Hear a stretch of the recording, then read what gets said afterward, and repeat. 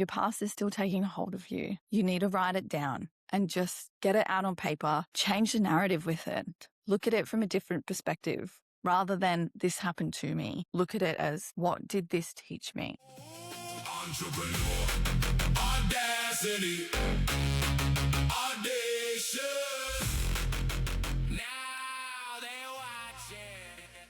Hello everyone, Angie Verzeletti here. Welcome to another episode of Entrepreneur Audacity. Today I'm going to be talking about how to not let your past define you and rather use it as fuel on your journey. Because what if the worst thing that's ever happened to you is also the most important thing that's ever happened to you?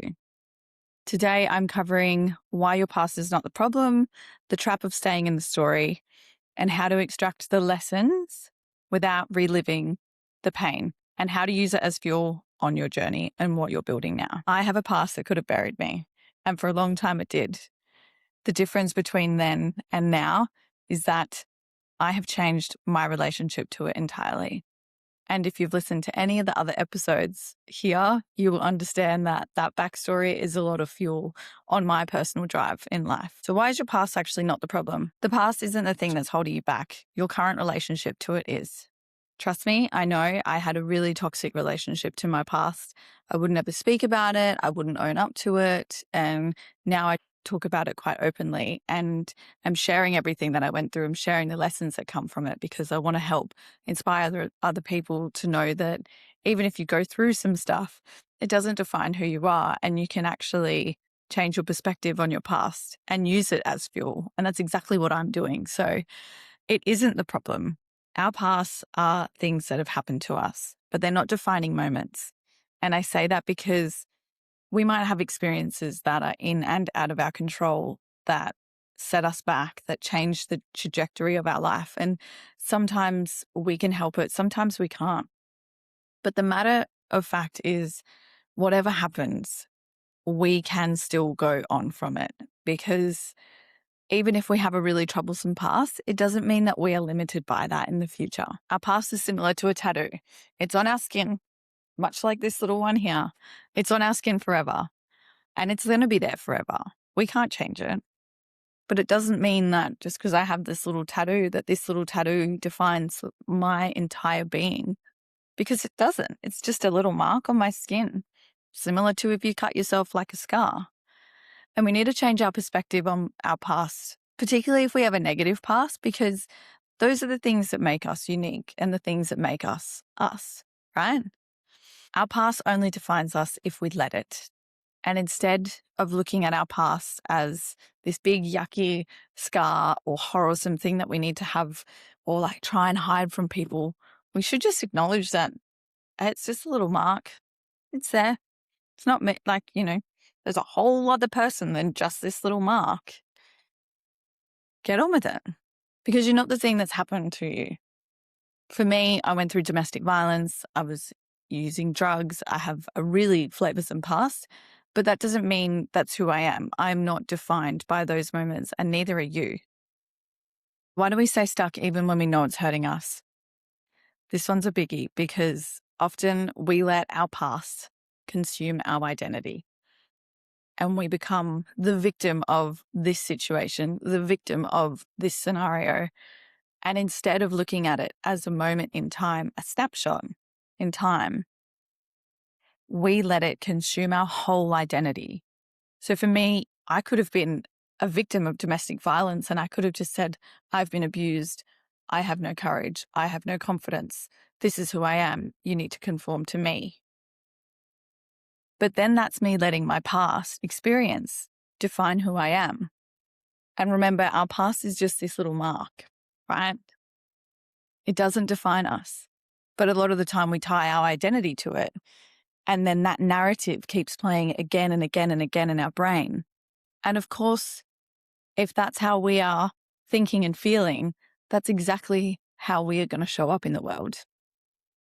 If our internal narrative is heavily tied towards our past and the experiences that happen to us, when we try and change that or break free from it, it can feel like we are losing our whole sense of self.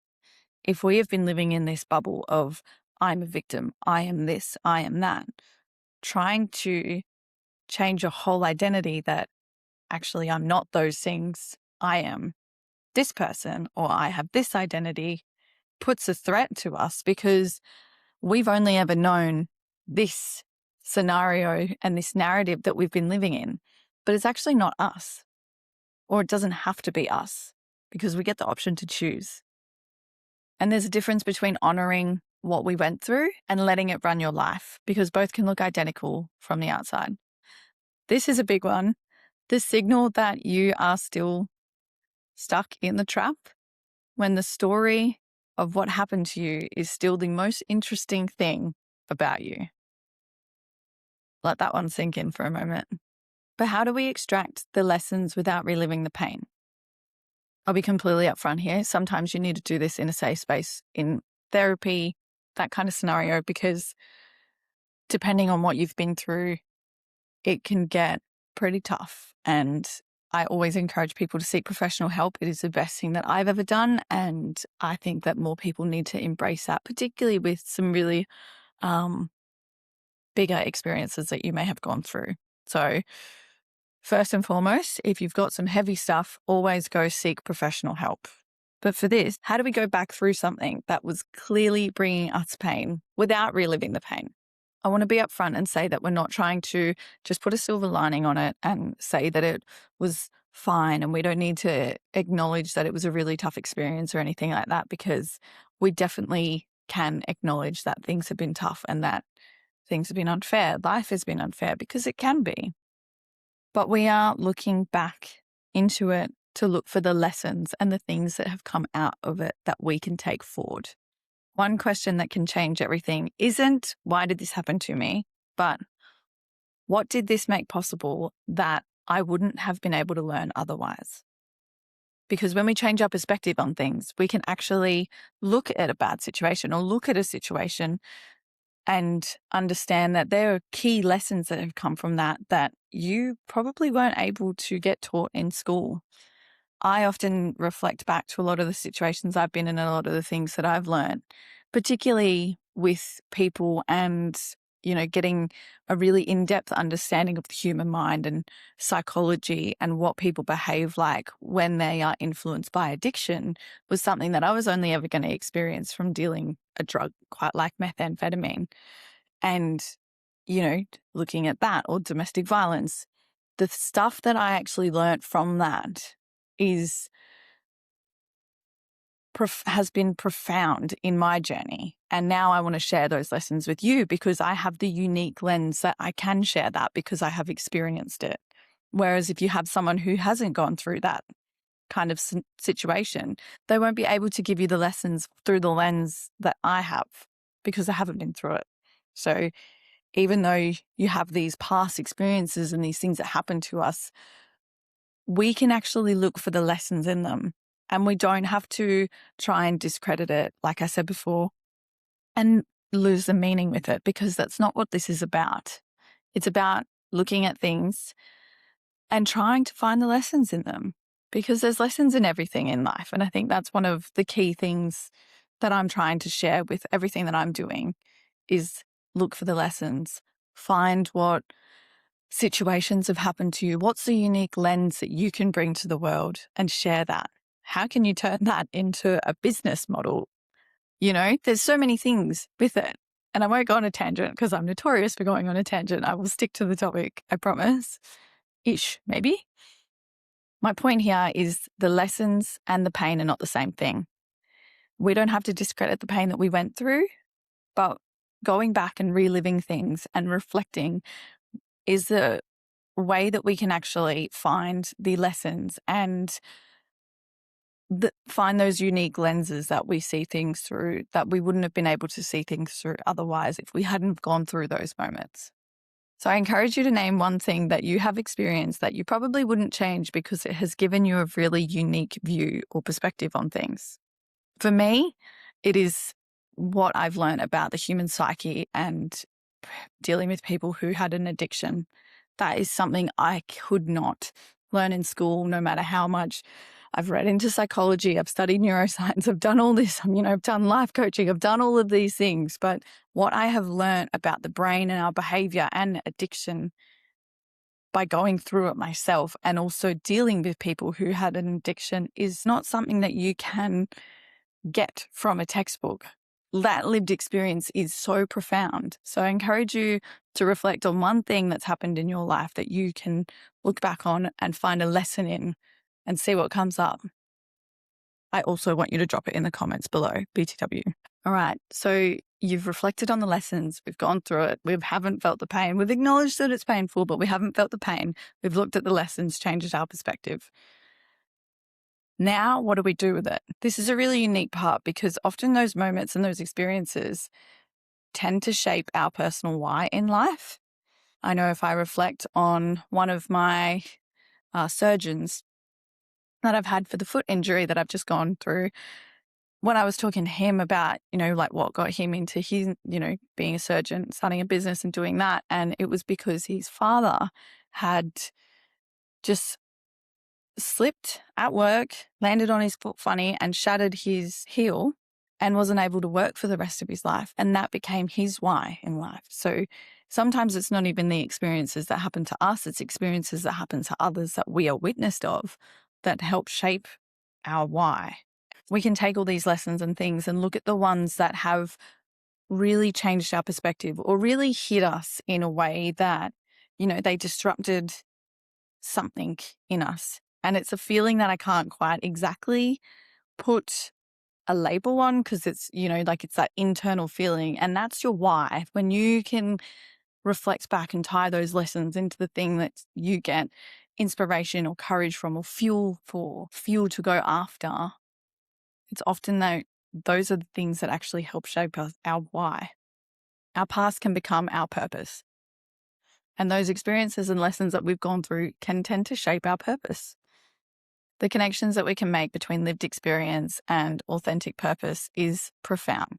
Often what we have gone through, there's 8 billion people in the world, right? Someone else has gone through that and is probably struggling, probably needing help. So, I encourage you to look at the lessons and see where the gaps are that you can close or what field of work or field of thing that you want to go into to help align yourself and your experiences in to find your why. Because you might not be building a brand, a business. You might just be trying to have a positive impact on people. I know people who volunteer and do fighting, teaching kids. I know people who have started multi-million-dollar companies because it's their why. The limits do not exist. And those unique perspectives that we can bring to the world often will allow us to find our authentic purpose. Because when we have a reason, and I mean like a deeper reason to go after things, we have this endless amount of energy for it. And I say that because for me, I'm sitting here, I'm a little bit tired. I'm not even going to lie to you. But I am here and I'm showing up and I'm creating these videos and I'm talking about my past and I'm talking about coaching. I'm talking about confidence and helping people and finding your identity because it's such a profound thing. And that's the thing that I really struggled with and I didn't have a sense of self. So now for me, it's helping people find that within them and looking at the brain and neuroscience and how do we actually drive that, make things sticky. I realize I'm going on a tangent now, so I'll park that. I'll park that. But for me, with the Audacity brand, that's exactly what my purpose is. If I look at everything that I've gone through in life, it is now being in the position to share those experiences and that knowledge to help drive people to have more audacity. Because if I can learn to see my past as lessons and everything that I went through and not adopt that victim mentality, I know that you can do it as well. And I am showing you that it can be done. That's my whole thing. Lastly, our past also becomes our purpose because it gives us credibility. So I can stand here and I can talk to you about the Audacity brand. I can talk to you about the lived experience I've had with drugs, with domestic violence, with business, with coaching, with leadership, with neuroscience, because I have lived all of those experiences. I've lived those hats and I have credibility in those fields because of all of the things that I went through. So my mum's an artist. She can give you the lens of art. My dad's a mechanic, those kind of things. So look at what experiences have shaped you and let those past moments actually develop you to be the person or to go into the thing that you really want to do.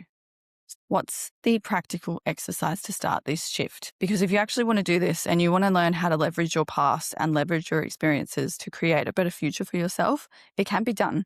I won't say that it's easy because it's generally not. It's a journey, but it's part of the journey that makes it fun, right? So if you actually want to do it and not just think about it, but actually do it, here's what you need to do. The one practical thing that I want you to look at is find the biggest moment in your past and write down every unique lesson that has come from it that has helped shape you or gives you energy or even gives you a sense of injustice. I really resonate with confidence and helping women and men be and just people be more confident, because I wasn't a confident woman. I let a guy beat me. I got mixed up in the wrong things.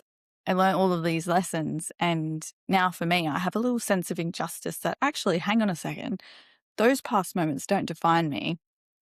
In fact, they are the fuel of everything that I'm doing. And it's what my why is. So I want you to look at the one moment or some of the experiences and just list out the unique perspective that you can bring and how that actually makes you go forward and drive and strive for more in life. And then look what it links to.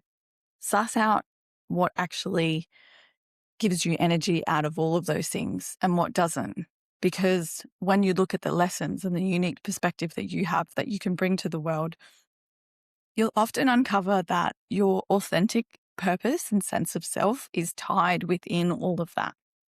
And if your past is still taking hold of you, you need to write it down and just get it out on paper, change the narrative with it, look at it from a different perspective rather than this happened to me. Look at it as, what did this teach me? Remember to ask yourself the question, who am I because of this? Who I couldn't have been otherwise?